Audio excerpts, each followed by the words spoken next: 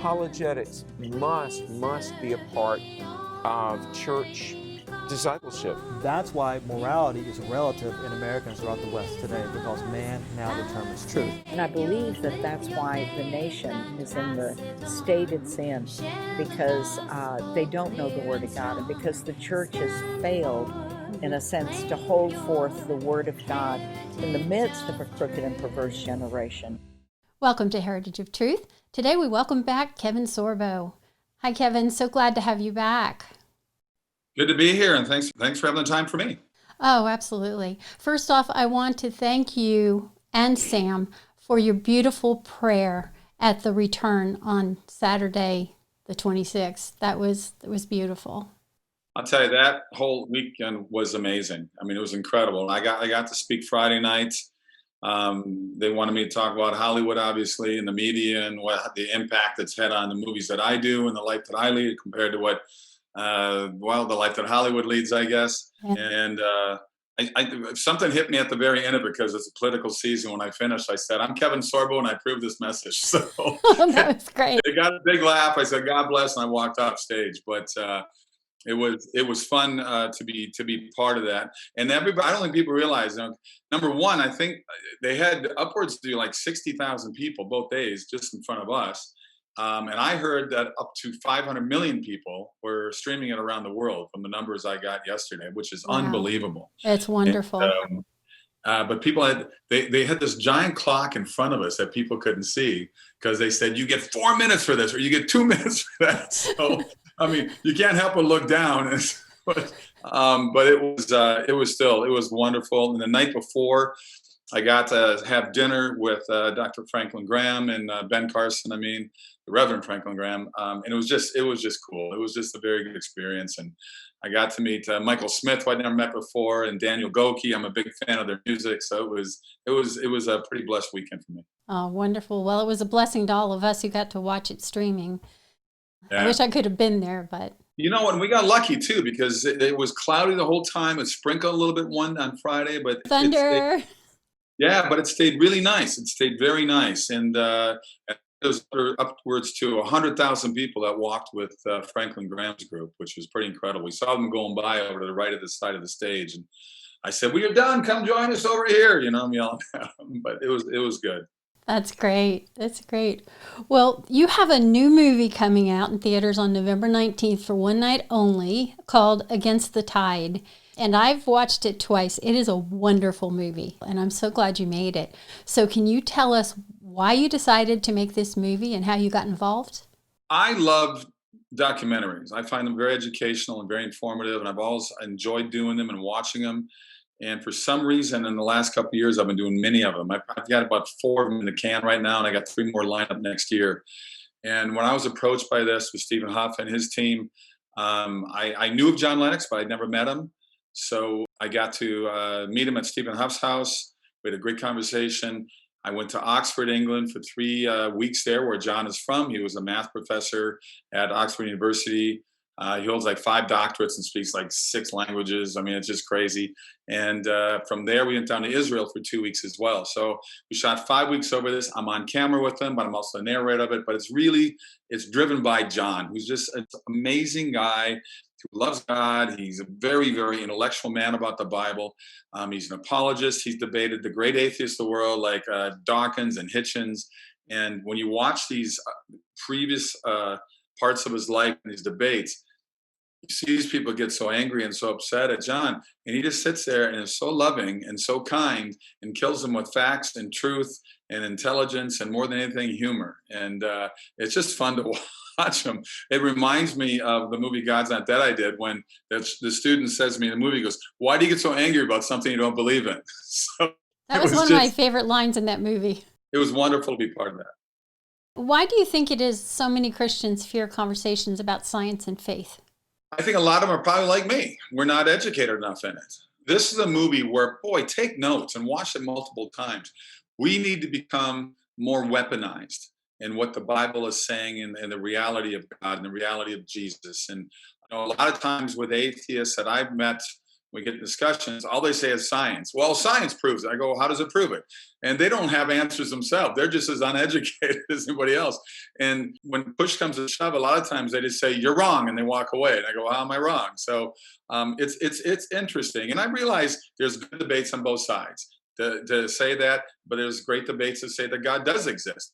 So I think apologetics is a really good way to go for people to get a little more educated. I think we all operate under a fear factor of things we don't know enough about, whether it's politics or religion or whatever it may be. And John's written a number of books too. Here's a movie though that I think will give people really just a better understanding of how they can not attack people. I think we need to go after people with kindness and love. We don't need to push people away. We're called to harvest, for crying out loud. And That's a right. lot of times people are turned off by us because they think we're so judgmental.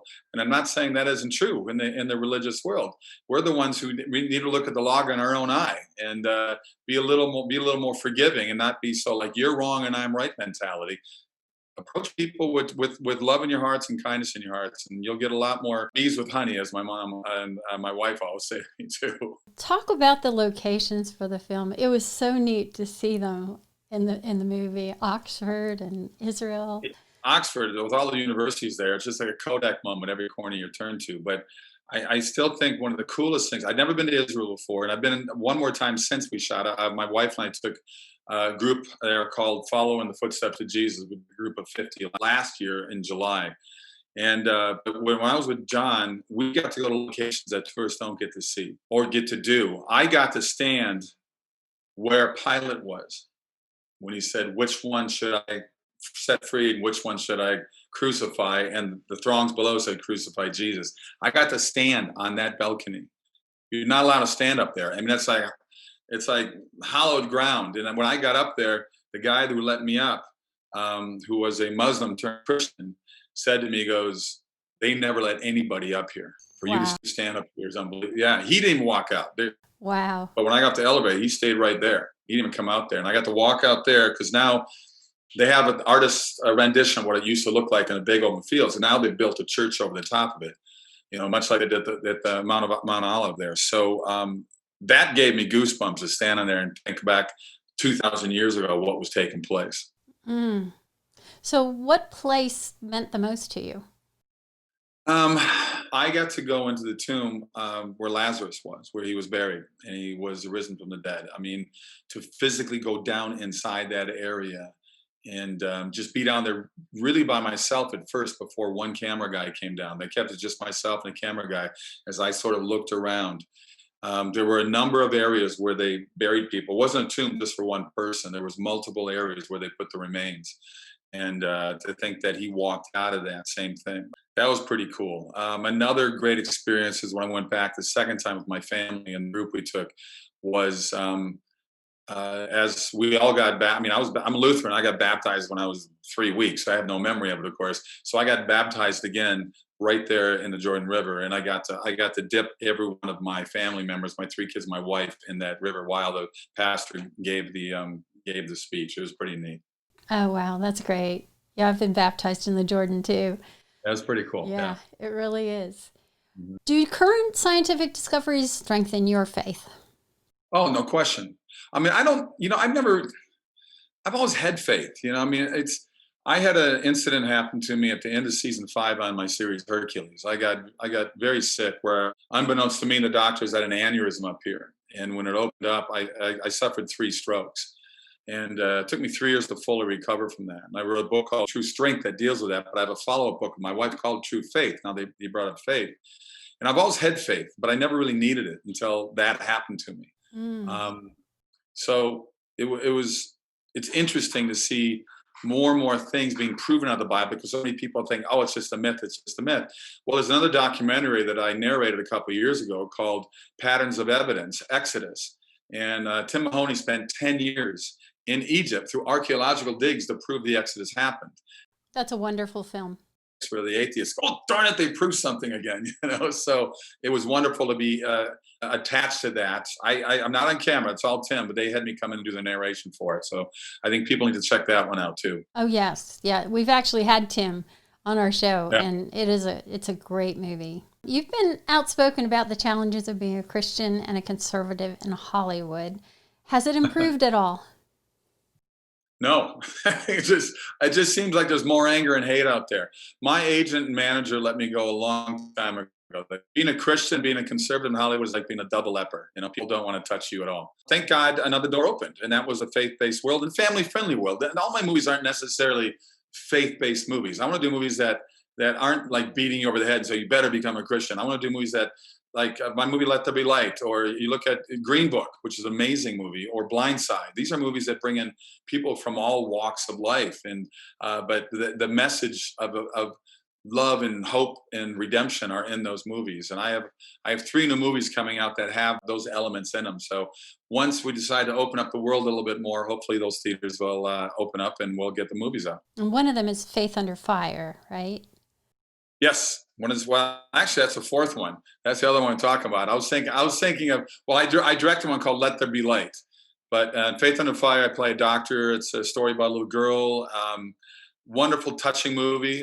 Deals in the life of her father's a fireman, and it's a wonderful tale of faith, and that's what it comes down to. Because you see what's going on in the world right now with all the anger and all the hate and all the violence and the looting and the hating and all this stuff going on. Mm-hmm. We need that. I mean, I've always said, all those writers out there with BLM and with Antifa, if they had biblical principles in their lives, would they be out there doing what they're doing? Of course they wouldn't be. No. I would love to have a documentary if somebody felt safe enough to do it, to go and really one-on-one and talk to these people. I mean, who are these people doing this? Do they have jobs? Do they not have jobs? Are they getting paid to do what they're doing? How was their family life? I would really like to get into the I guess the psychoanalytical world of these people and go, why are you doing what? Why are you filled with so much anger and hate that we can't sit down and have conversations about this instead of destroying public and private property and businesses that people you don't even know, destroying their lives? So, it's, I don't know, it's a head scratcher for me as I scratch my head. Yeah, definitely. What are the other movies that you were referring to?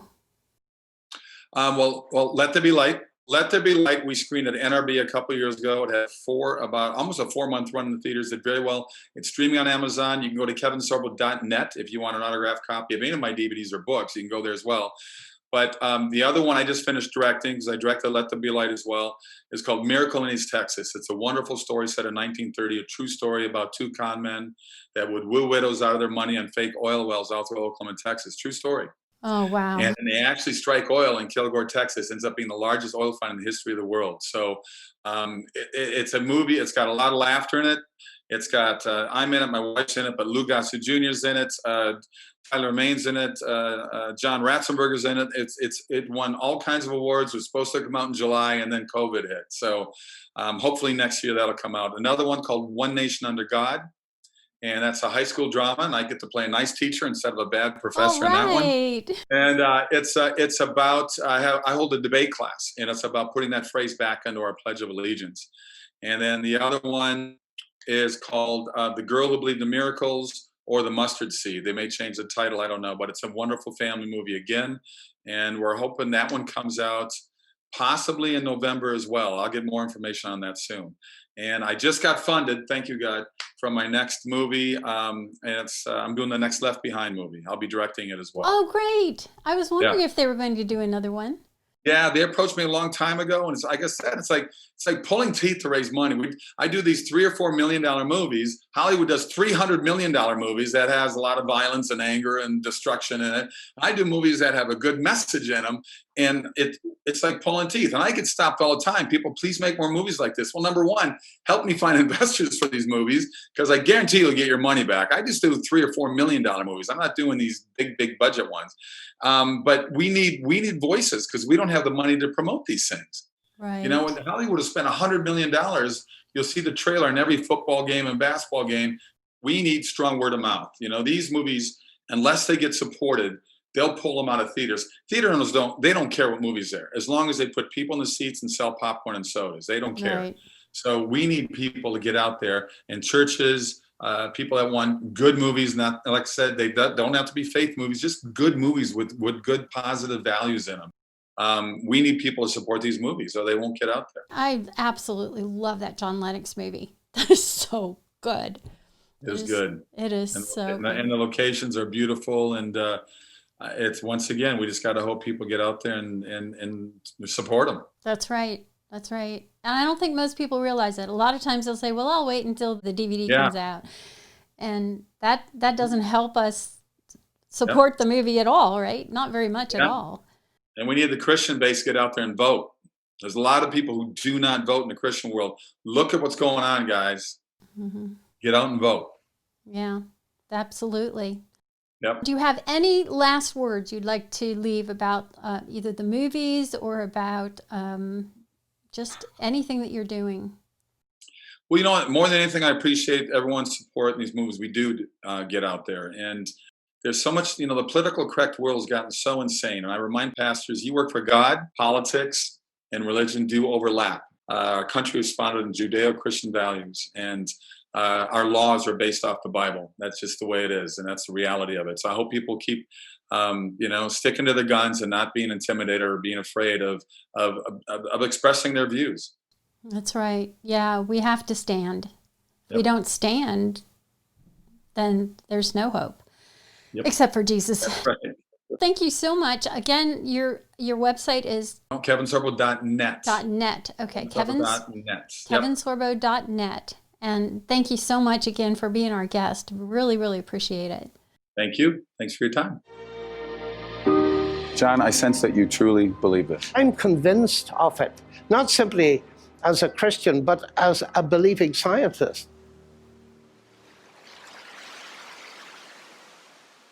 I know